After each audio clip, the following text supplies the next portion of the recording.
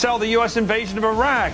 Is the Vice President's office the hub of the CIA leak effort, now to face even harsher scrutiny? We already know how Scooter Libby, the defendant, used the media to manipulate the WMD case. He stands accused now of lying about his efforts to punish Ambassador Joe Wilson to protect the WMD case. Thanks to Patrick Fitzgerald, we may be on the road to the truth, the whole truth. Can the president stand it? Can we? Let's play hardball.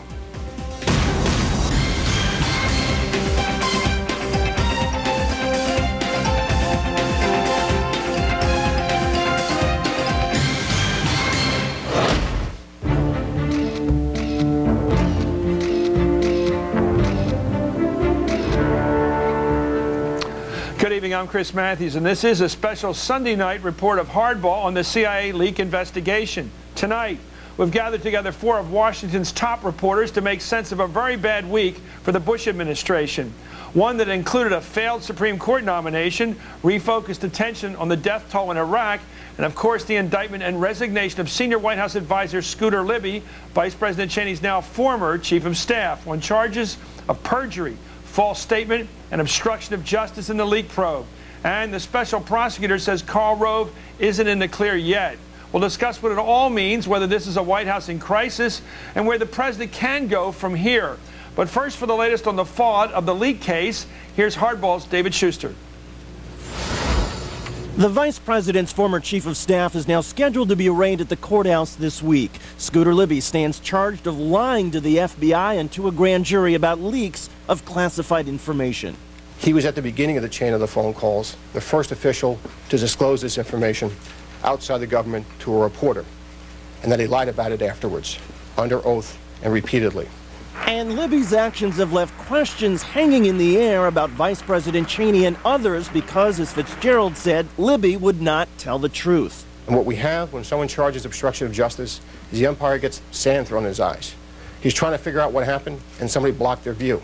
The indictment says Vice President Cheney told Libby on June 23, 2003, that Joe Wilson's wife worked at the CIA, and 3 weeks later, aboard Air Force Two gave Libby guidance about what to say about that information to reporters. That afternoon, according to the indictment, Libby spoke about Wilson and his wife to Time magazine reporter Matt Cooper, and then to the New York Times' Judy Miller.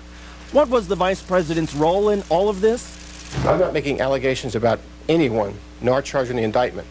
But while there are no legal allegations the vice president did anything wrong, politically, there are now some credibility issues.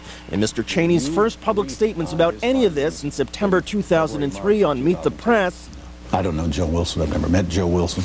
The vice president left the impression he knew nothing about Wilson or his trip to Niger. And Joe Wilson, I don't know who sent Joe Wilson. But the indictment makes clear that Cheney knew about Wilson months earlier. As for the president's top advisor, Karl Rove, Rove faces not just credibility questions, but also legal ones, because lawyers say Patrick Fitzgerald may still charge him. Rove's lawyer gave prosecutors information at the 11th hour that, according to the Washington Post, stopped a planned Rove indictment.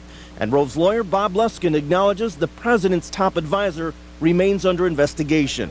The Libby indictment refers to Rove as Official A, who advised Libby of a conversation Official A had earlier in the week with columnist Robert Novak, in which Wilson's wife was discussed as a CIA employee.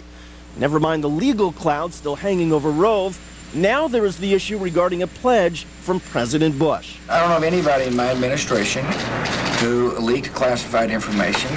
If somebody did leak classified information, I'd like to know it, and we'll take the appropriate action. One day earlier, the president's press secretary flatly denied that either Rove or Libby had been involved. I've made it very clear that it was a ridiculous suggestion in the first place. I've said that it's not true, and I have spoken with Karl Rove. In recent months, the White House response has been no comment. So how will the White House respond this week? We'll see.